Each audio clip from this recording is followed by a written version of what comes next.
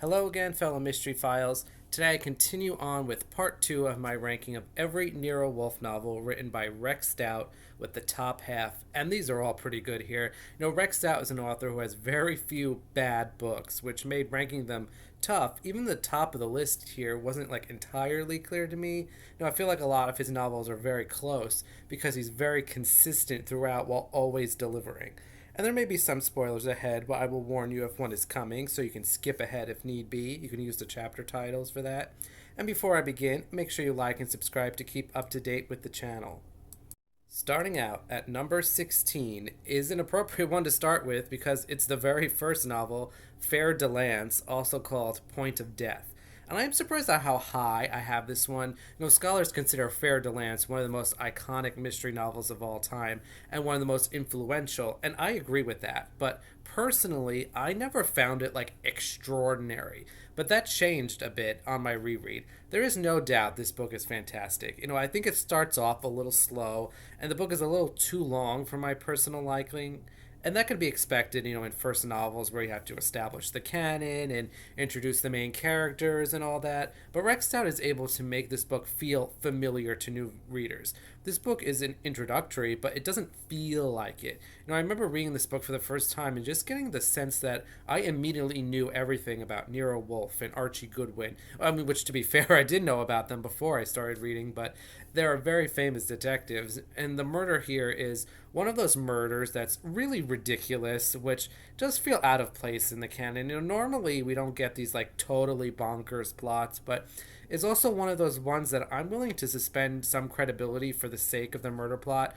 I can't say this is one of my personal favorite Wolves still, but this book deserves to be high, and possibly even higher based on purely importance. I think most people would put it higher than I have it. This novel was an instant hit, even when it was first published in its abridged form in a magazine. Rex Stout immediately seized the attention of the literary world with this book. And on my most recent reread, I gained a newfound appreciation for it.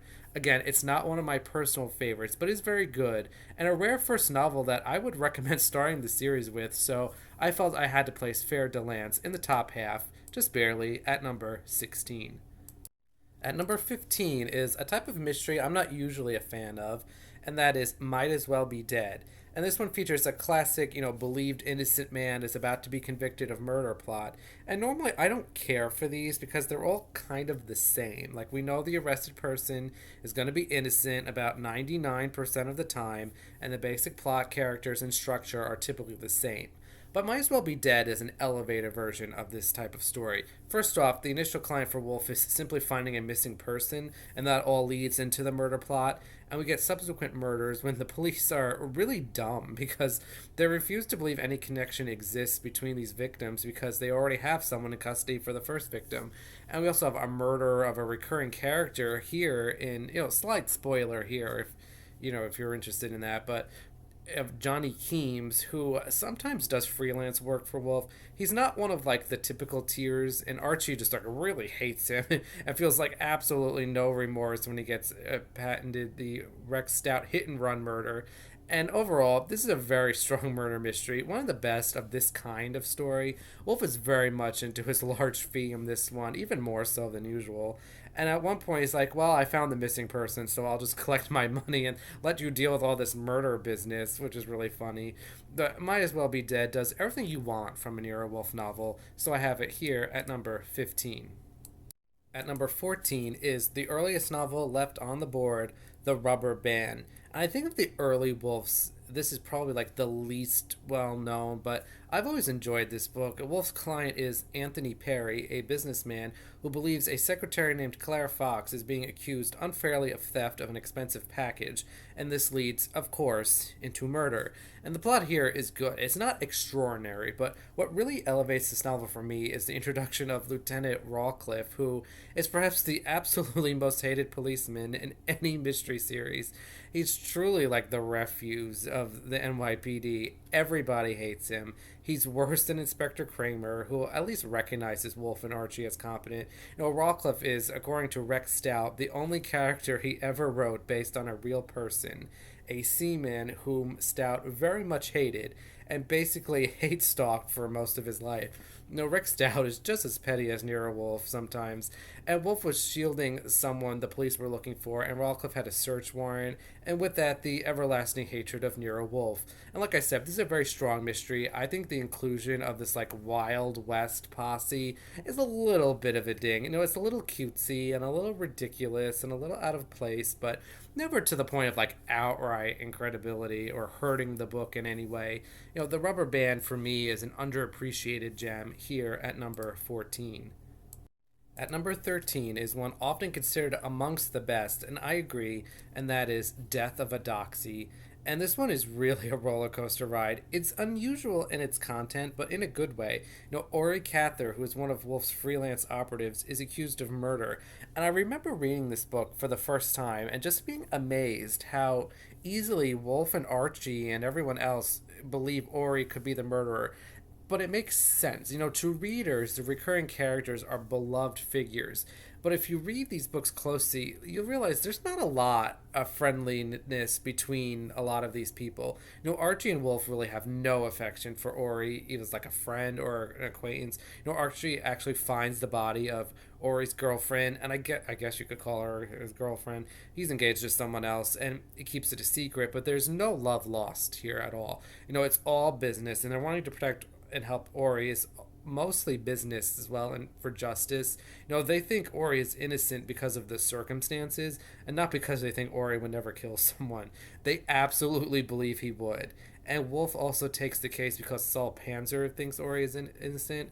This book is very good with the characters. I sometimes criticize Rex Stout's characters because while many are fun, we often don't get a lot of like character development or using characters in the mystery itself in terms of like the solution and the clues.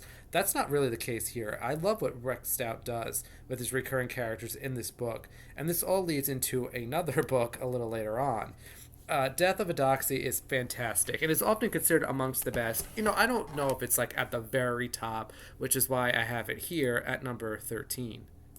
At number 12 is a novel that has some puzzles for you to solve as you go along, and that is Before Midnight. And I've always had a soft spot for this novel, which features a radio contest in which listeners can win $500,000 if they solve these really difficult, convoluted riddles about famous women. $500,000 at this time was just under $6 million today. So this is very high stakes, and the contest is down to 5 people, but then the answer sheet is stolen and there's a murder. And Wolfe and Archie are primarily tasked with solving the theft because their clients are only interested in making sure they're not being cheated. And there are many fun twists and turns in this book. I've always enjoyed trying to solve these rather difficult riddles that appear in the book. I don't think I've brought this up yet, but this novel features one of many murders to occur in Wolfe's office, which is definitely a place you do not want to be if you think someone is trying to kill you. Lots of people die in Wolfe's office to an almost comedic and expected effect. I think the characters are pretty good here. I think one of the finalists in Mrs. Frazee is just such a ridiculous personality. She's an anti-cosmetic activist, and not in the way like some people are today where they go like makeup free and the natural look. Like, she is militantly opposed to cosmetics. And like I've said, I've always liked this book more than most people. It also partially takes place on the very same day my mother was born, so I've always found that special. But Before Midnight is a wonderful book, but still not the absolute cream of the crop, so it's here at number 12. At number 11, just outside the top 10, is Prisoner's Base, also called Out Goes She. And Archie and Nero butt heads once again, this time over his paycheck as usual, and over a mysterious woman who wants to rent a room from Wolfe. Wolfe wants her to leave because he's not running a hotel, but Archie, of course, wants her to stay because this is Archie, and he's never going to pass up the opportunity to be near an attractive young woman. Wolfe does throw her out, and she gets murdered, and Wolfe doesn't care at all, but Archie does and drags Wolfe into it. This is a very classic sort of mystery with like odd inheritance schemes and estranged spouses. I've always said Nero Wolfe novels feel very different from your typical British traditional mysteries, but the bare bones are usually the same. And I think that sentiment is most on display in Prisoner's Base. This does not feel at all like a Christie, but the bare skeleton of the plot does. And there's a lot of drama in this one with like everyone just arguing with each other. Lieutenant Rowcliffe is again in this one, and he's in really rare form, arresting both Archie and Wolfe, which just really pisses Wolfe off to the point that he gets involved for no money. So you know he's angry. And the plot of this is just excellent. You know, the character work is fantastic. I just don't think this one as classic as a Wolfe novel as the ones above it. So I have it here just outside the top 10 at number 11. At number 10, the top 10 here is an extremely controversial novel, certainly at the time at least, and that is The Doorbell Rang.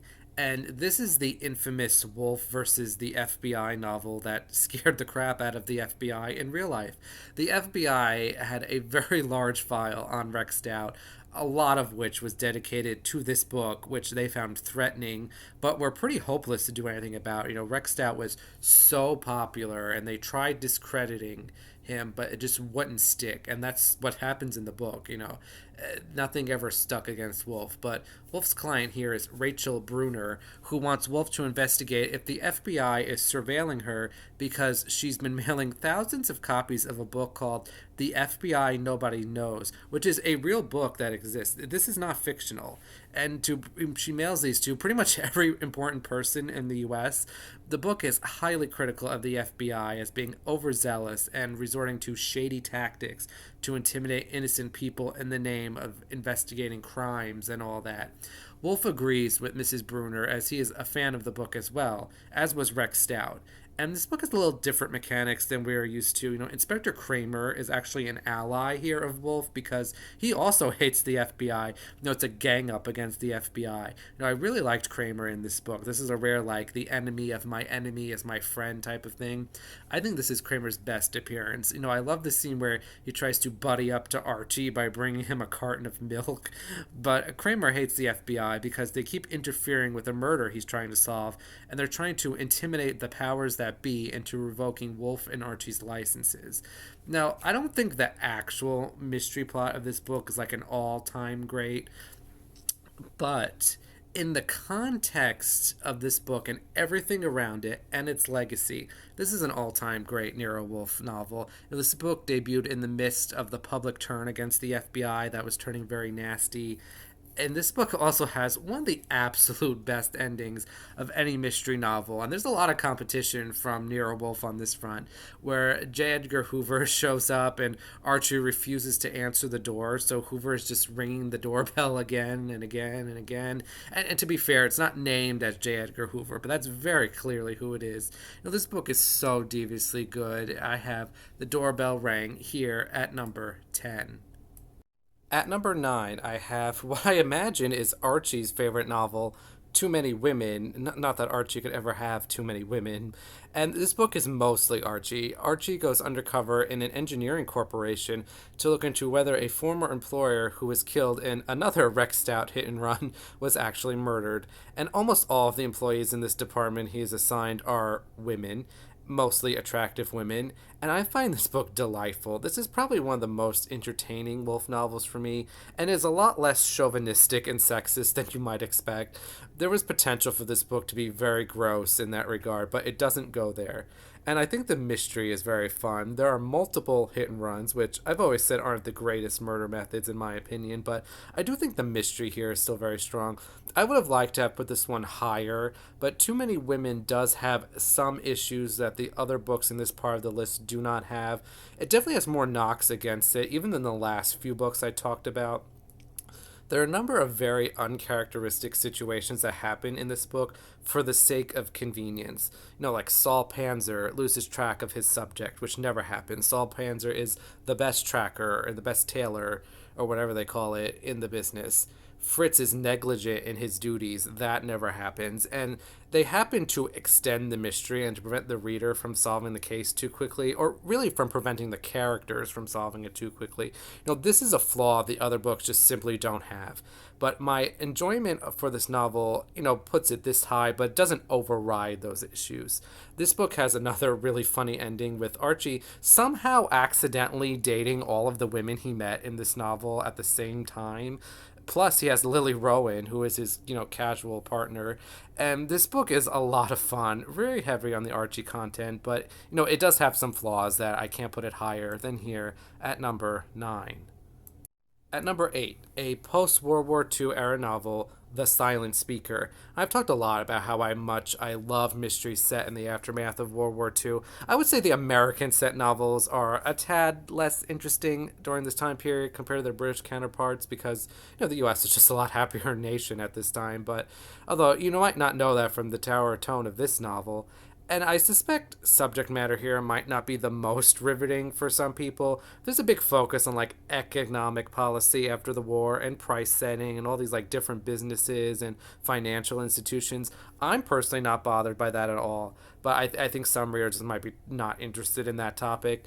And the murder mechanics are very good. Our victim is Cheney Boone, who is speaking at this economic conference, only he's murdered with a monkey wrench, which is very symbolic. And there's also the disappearance of some very important dictaphone cylinders. And I love Nero Wolfe in this one. He really has a ball just turning these different groups against each other. And one thing to note is that this book is the first to be published after World War II, from which there was a 6-year absence of Nero Wolfe novels, but it feels seamless. You cannot tell there was a gap. It's like Rex Stout never stopped writing. I mean, to be fair, he did write short stories and novels featuring other characters, but The Silent Speaker really delivers for me in everything I want in a Nero Wolfe while having the ideal time setting for me, so I have it here at number 8. At number 7 is a novel that uses a very common murder method, but one that always delivers, and that is Champagne for One. And I think the biggest thing to praise this book for is its time setting. This book is a product of its time. It involves the champagne poisoning of an unwed mother who may or may not have committed suicide. This book is set in 1958, and the talk of unwed mothers is really advanced for its time. And it's weird because Archie, our first-person narrator, is very critical of these girls despite his own sexual history, and he also holds, conflicting views. He finds it odd that a woman would be a virgin when she marries, yet he doesn't have good opinion of women who get pregnant out of wedlock, as if, a man might not also be involved in that. And I think Stout depicts Archie's views on unwed mothers probably very accurately for someone like Archie would have at this time.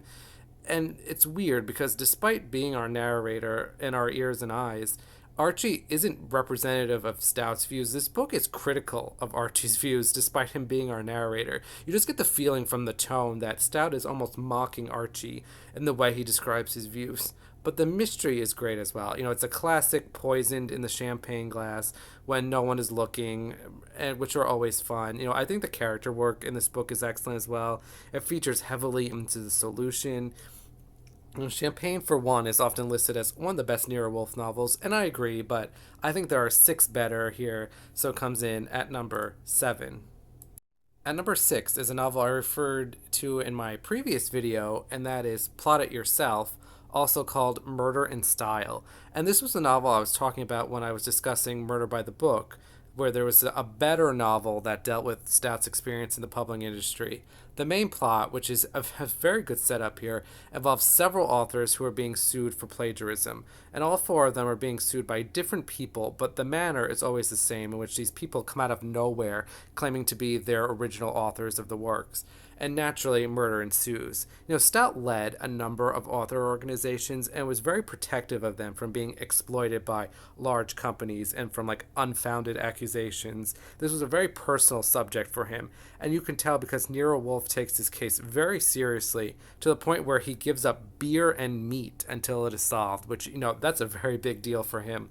And I love the way Stout interweaves his own experiences in the industry into the plot and into the murder mechanics and into the characters. Stout was insistent that he never, ever, except for Lieutenant Ratcliffe, based on any of his characters remotely on a single person he knew in real life, but one does get the sense that he knew people like the characters in this book.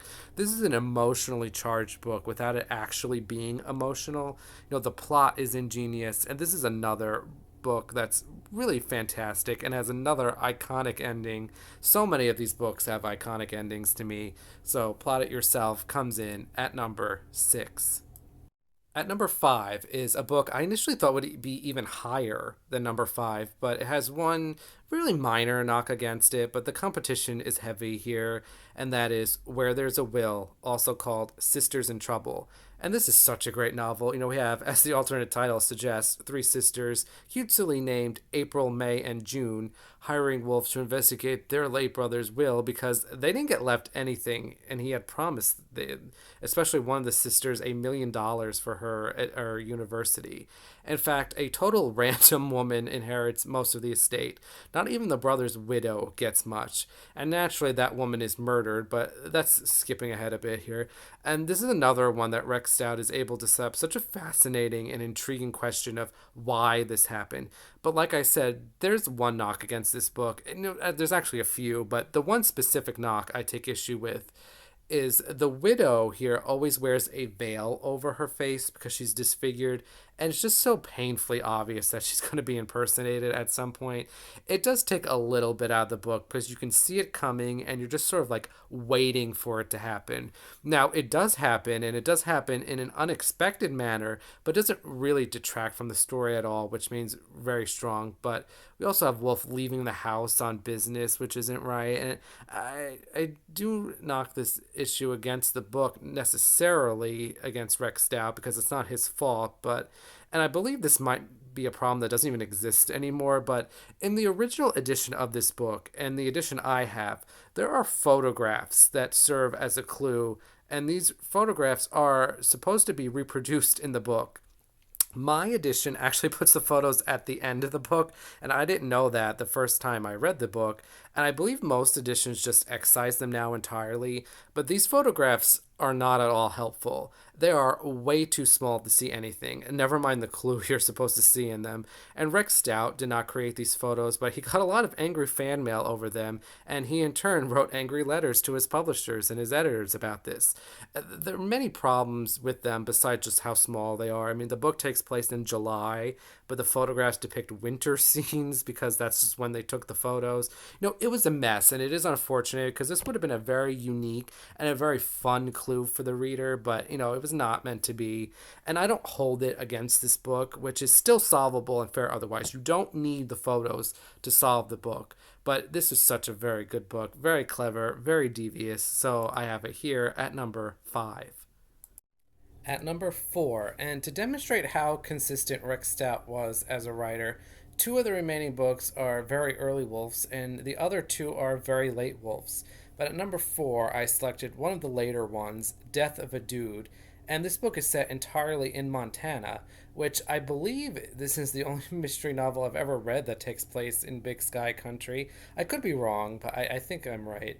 And what I love about this book is the Archie Lily Rowan content. This is the book that most explores their relationship, which is pretty much only physical, but there's a little more to it than that. Archie's relationship with Lily has been ongoing for like 30 years at this point, and both of them are slightly over 30. And while they've never been exclusive, they are essentially each other's number one.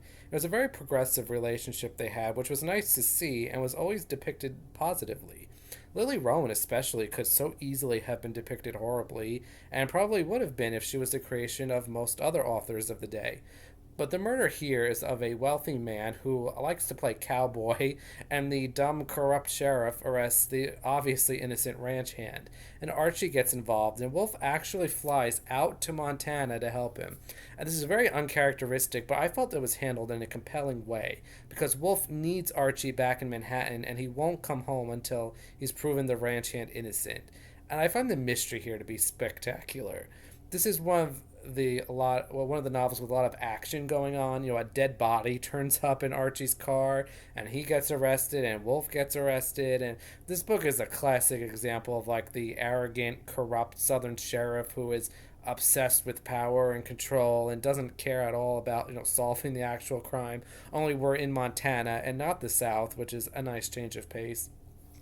No, I really enjoy this book, and it's a shame it's never been adapted because it would make an excellent film. Most of the Nero Wolfe novels have been adapted in English or even Italian. There's a lot of Italian adaptations, but sadly, not this one. And the reason why I don't have it higher is because it's just simply not a classic to me. And I know I'm splitting hairs at this point, but this is a much later novel. It's not the last one, and the others I just think of as more iconic. So I have Death of a Dude here at number 4.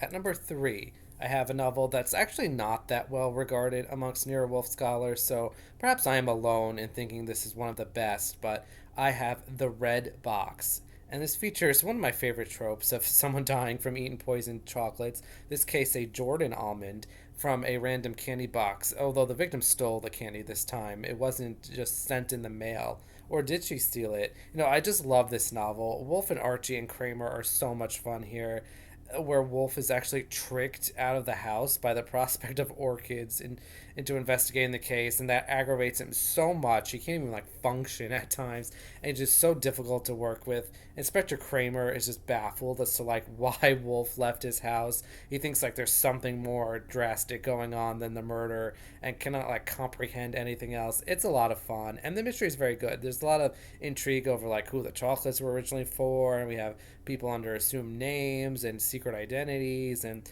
there's the location of the red box and its contents.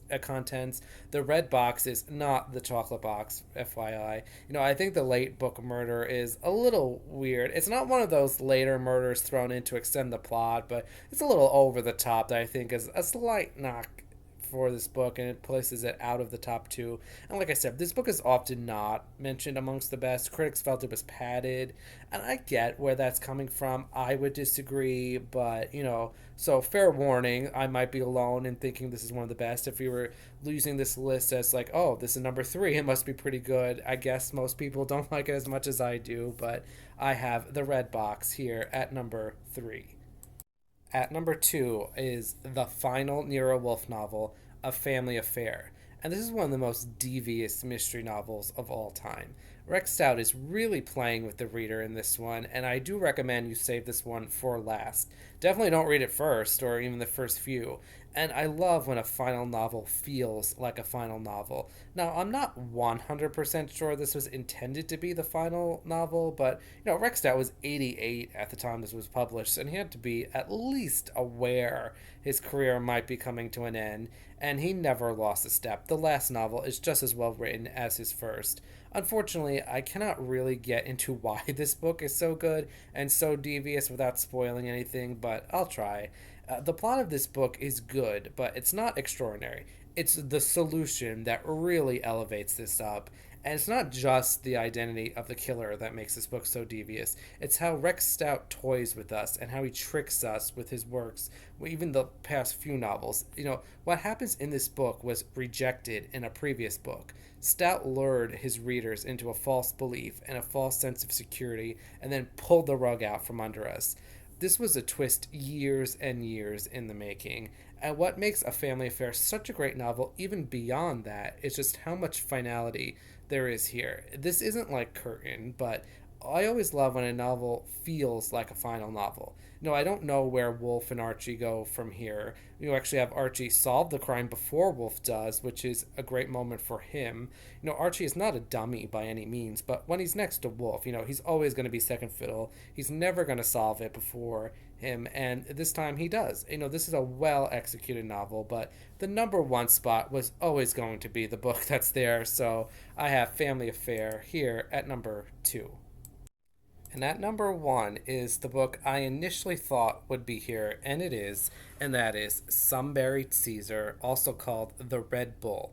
And this is my personal favorite Wolfe novel, and I was open to this not being number 1 when I did my rereads, but it was quickly apparent that no other book had any chance of outdoing Some Buried Caesar.